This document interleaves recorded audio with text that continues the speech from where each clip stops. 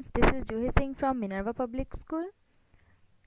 Today I am going to start a chapter of class 5 science. The name of the chapter is transport and excretion.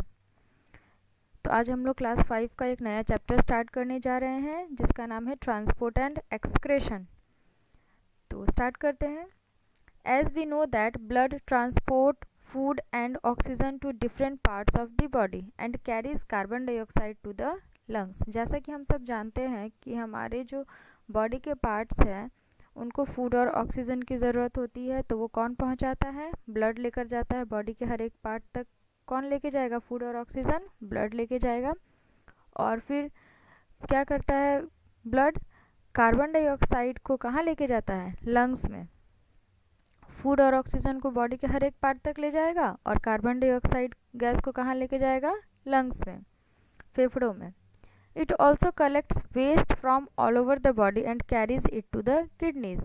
और साथ में ये क्या करता है और हमारे बॉडी में जितना भी वेस्ट प्रोड्यूस हो रहा है उसको इकट्ठा करता है और कहाँ लेके जाता है?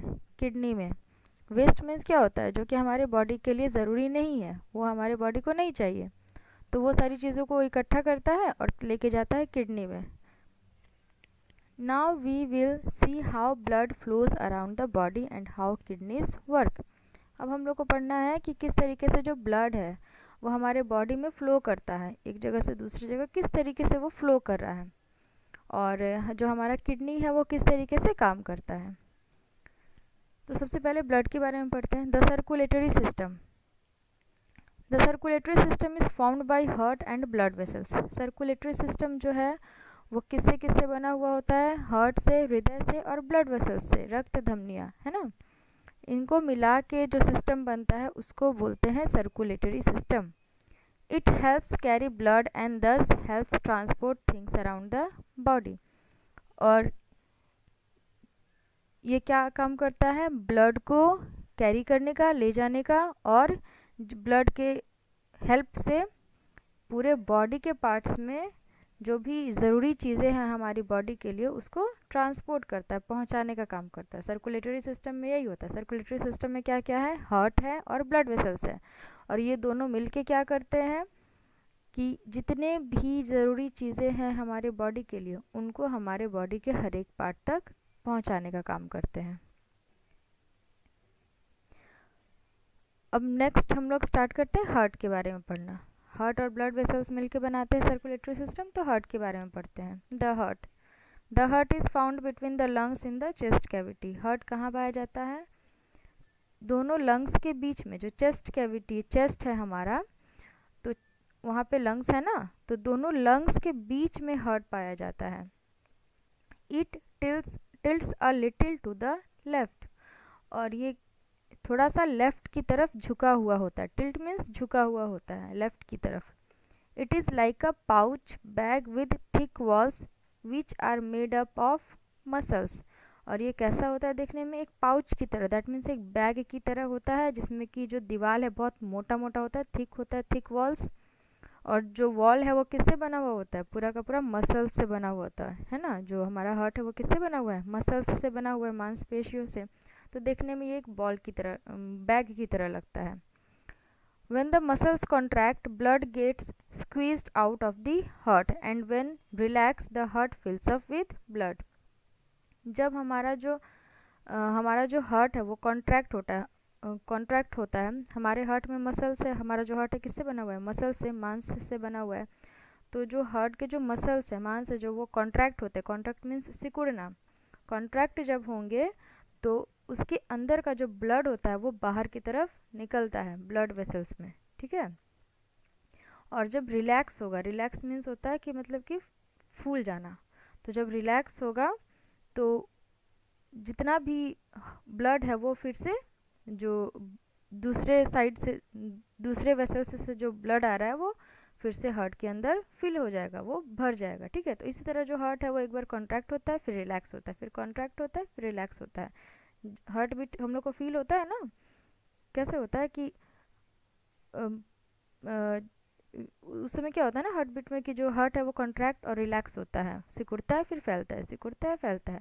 इसी तरीके से जो ब्लड है वो एक बार वो हार्ट जो है वो ब्लड से पूरा भर जाता है, फिर जब वो कॉन्ट्रैक्ट होता है तो उसमें से ब्लड फिर ब्लड वेसल्स में बाहर आ जाते हैं। तो देखो यहाँ पे ब्लड का हार्ट का पिक्चर बनाया हुआ है, इसमें तुमको ब्लड वेसल्स भी दिख रहे हैं, ठीक है ना। ब्लू और रेड कलर में जो दिख रहे हैं वो ब्लड वेसल्स है, और ये पूरा हार्ट का स्ट्रक्चर है। तो ब्लड वेसल्स के थ्रू हार्ट में ब्लड आता है, फिर ब्लड वेसल्स के थ्रू ही दूसरे साइड से हार्ट से ब्लड बाहर निकलता है। तो ये हो गया हार्ट का स्ट्रक्चर। अब नेक्स्ट है blood vessels. There are two types of blood vessels in our body, they are arteries and veins. हमारे बॉडी में दो तरह के ब्लड वेसल्स पाए जाते हैं, दो तरह की रक्त धमनियाँ पाई जाती हैं, आर्टरीज और वेन्स। पहले वाले को आर्टरी बोलते हैं, दूसरे वाले को वेन बोलते हैं। तो आर्टरीज के बारे में पढ़ते हैं। They carry oxygenated pure blood from the heart to the rest of the body. याद रखना कि जो आर्टरी है वो ऑक्सीजनेटेड ब्लड, ऑक्सीजनेटेड का मतलब हो गया प्योर, और प्योर ब्लड कैसा होता है जिसमें कि ऑक्सीजन होता है, कार्बन डाइऑक्साइड नहीं होता है, इसीलिए इसका नाम है ऑक्सीजनेटेड। ऑक्सीजनेटेड का मतलब हो गया कि इसमें ऑक्सीजन गैस है, कार्बन डाइऑक्साइड नहीं है। हमारे बॉडी के लिए ऑक्सीजन गैस ज़रूरी है, कार्बन डाइऑक्साइड नहीं। तो जिस ब्लड में ऑक्सीजन रहता है उसे बोलते हैं ऑक्सीजनेटेड ब्लड, यानी कि प्योर ब्लड। तो जो आर्टरीज है वो ऑक्सीजनेटेड ब्लड को क्या करती है, हार्ट से लेकर के पूरे बॉडी में जाती है। हार्ट में प्योर ब्लड है तो उस प्योर ब्लड को कहाँ लेके जाएंगी, बॉडी के पूरे पार्ट्स तक। Arteries lie deeper so you can not see them except at some places, one such place is the inside of the wrist. हमारे बॉडी में अगर आर्टरीज को हम देखना चाहें बिना किसी चीज़ के, मतलब कि ऐसे ही अगर देखना चाहे तो हम नहीं देख सकते, क्योंकि हमारे बॉडी में वो बहुत अंदर में रहती है, जिसके कारण हमें दिख नहीं पाती है। सिर्फ रिस्ट है वहाँ पे हम लोग उसको फील कर सकते हैं। जैसे कि जो कलाई है रिस्ट, वहाँ पे अगर हम लोग हाथ रखे, उंगली रखे, तो वहाँ पे हम लोग को फील होता है थोड़ा बहुत कि हाँ यहाँ पे आर्टरीज है, ठीक है। तो डॉक्टर्स जो हाँ ये चेक करते हैं, पल्स चेक करते हैं, रिस्ट पे हाथ रख के वो आर्टरीज को ही चेक करते हैं। अब नेक्स्ट है veins. They carry deoxygenated impure blood from different parts of the body to the heart. Veins का क्या काम होता है, ये डी ऑक्सीजनेटेड ब्लड यानी कि इम्प्योर ब्लड, अशुद्ध ब्लड को कैरी करती है। डी ऑक्सीजनेटेड का मतलब हो गया कि जिसके अंदर कार्बन डाइऑक्साइड गैस है, ऑक्सीजन नहीं है। तो ये वेन्स जो है डी ऑक्सीजनेटेड ब्लड को लेकर आती है, कहाँ से लेकर आती है, बॉडी के हर एक पार्ट से हार्ट में लेकर आती है, ठीक है। The bluish lines you see under the skin are veins. जो हमारे स्किन के नीचे जो नस ब्लू लाइन्स जो दिखता है वो क्या है, वेन्स ही है, ठीक है। तो देखो यहाँ पे फिगर में दिख रहा है ना, एक बॉडी का स्ट्रक्चर है उसमें कि ब्लू और रेड लाइंस दिख रहे हैं, बीच में हार्ट दिख रहा है। तो जो हार्ट है उसमें से ब्लू और रेड कलर के वेसल्स निकले हुए हैं। तो जो रेड वाला है वो है आर्टरी, और जो ब्लू वाला है वो है वेन्स। आर्टरी क्या काम करता है, प्योर ब्लड को कैरी करने का काम करता है। तो प्योर ब्लड कहाँ से लेकर जाएगा, हार्ट से लेकर के पूरे बॉडी में जाएगा। ये हार्ट से ब्लड को ले जाता है बॉडी के हर एक पार्ट तक, क्योंकि हमारे बॉडी को शुद्ध ब्लड चाहिए ना, अशुद्ध नहीं ना, प्योर चाहिए। तो प्योर ब्लड को बॉडी के पार्ट तक लेके जाता है आर्टरी। और जो वेन्स है वो क्या करते हैं, वो इम्प्योर ब्लड यानी कि डी ऑक्सीजनेटेड ब्लड को बॉडी से ले करके कहाँ आते हैं, हार्ट में आते हैं, ठीक है, ताकि वहाँ पे वो प्योर हो जाए। तो इन दोनों में अंतर याद रखना। नेक्स्ट है टॉपिक कि हाउ ब्लड फ्लोज। जो ब्लड है हमारे बॉडी में किस तरीके से फ्लो करता है, पहले कौन सा ब्लड कहाँ जाता है, फिर कहाँ जाता है, यही सब पढ़ना है। Veins carry deoxygenated blood from all over the body to the heart.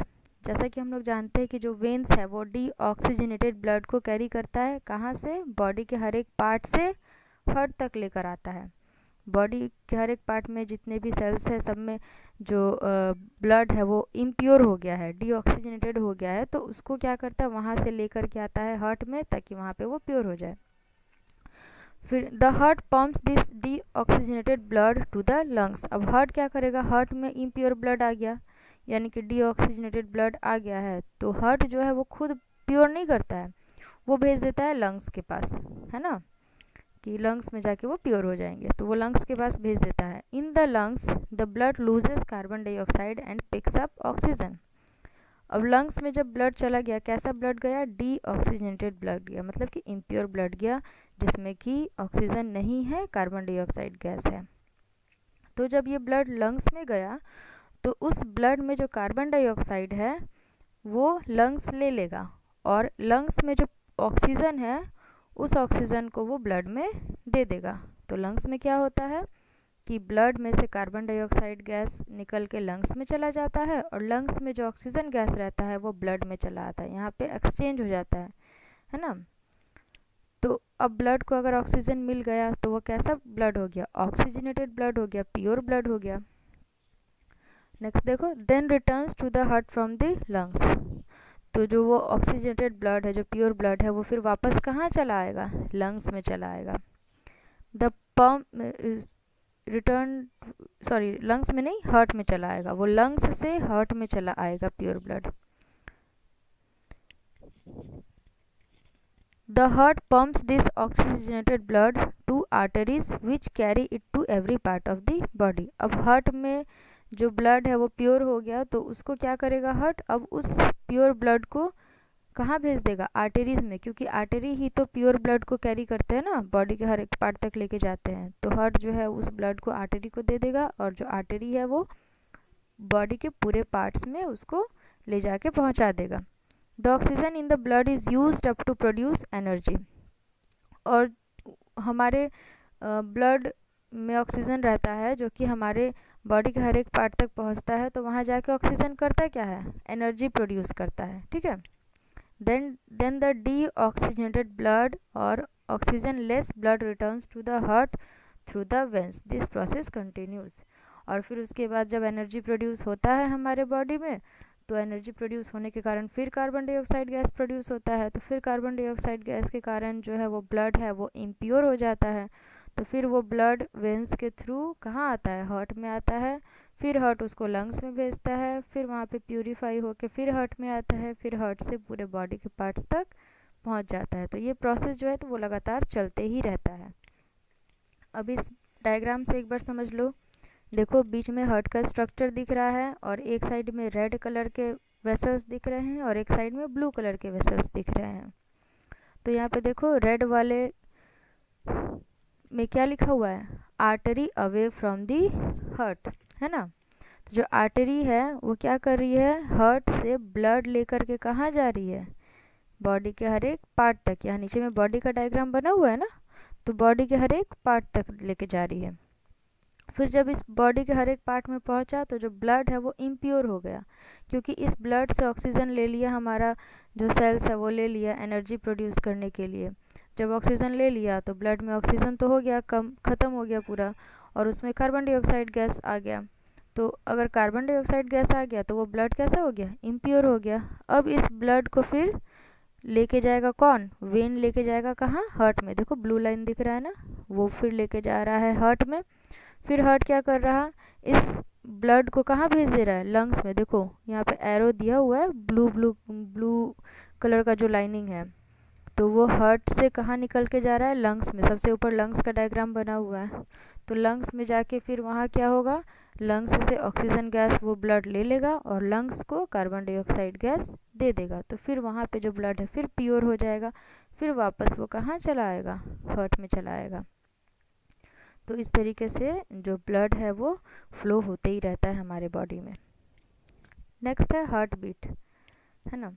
Heart beat is a regular movement of the heart as it pumps blood around the body. Heartbeat क्या है, हमारा जो heart है वो regularly move करते रहता है, मतलब कि कॉन्ट्रैक्ट होता है, रिलैक्स होता है, सिकुड़ता है, फिर फैल जाता है, फिर सिकुड़ता है, फैल जाता है। तो इस तरीके से जो ब्लड है वो एक बार जो हार्ट है उसमें से एक बार ब्लड निकल जाता है, फिर उसमें दोबारा जब वो रिलैक्स होता है तो उसमें ब्लड भर जाता है। तो इसके कारण हम लोग को एक वो इसके कारण क्या होता है कि वो मूव करते रहता है हमेशा, तो हमें साउंड भी थोड़ा सुनाई देता है उसका, ठीक है। जिसको कि हम लोग क्या बोलते हैं, heartbeat. The heart beats about 70 to 80 times in a minute. जो हमारा हार्ट है वो कितने बार कॉन्ट्रैक्ट होता है और रिलैक्स होता है, कितनी बार सिकुड़ता है और फैलता है, 70 से 80 बार। एक मिनट में 70 से 80 बार वो जो हमारा हार्ट है वो बीट करेगा, है ना। जो हमारा हृदय वो धड़केगा कितने बार, 70 से 80 बार एक मिनट में। तो जो साउंड है हार्ट बीट का, उसको सुनने के लिए हम लोग जो डॉक्टर्स है वो किसका इस्तेमाल करते हैं, stethoscope. Doctors use stethoscope to listen to our heartbeat. याद रखना कौन सा यंत्र है, कौन सा इंस्ट्रूमेंट है, स्टेथोस्कोप। तुम लोग देखे हो कि डॉक्टर्स के पास गए होगे तो कि जो डॉक्टर्स है वो स्टेथोस्कोप का इस्तेमाल करते हैं, जैसे कि इस फिगर में भी दिख रहा है डॉक्टर के पास स्टेथोस्कोप है, ठीक है। तो इसी से हार्ट बीट सुनने में हेल्प मिलता है। तो ये तो सिर्फ सर्कुलेटरी सिस्टम का पार्ट था। अभी एक्सक्रीटरी सिस्टम इस चैप्टर का बाकी है, तो वो नेक्स्ट वीडियो में बता देंगे। तब तक इस चैप्टर को अच्छे से समझ के रिवाइज करते रहो।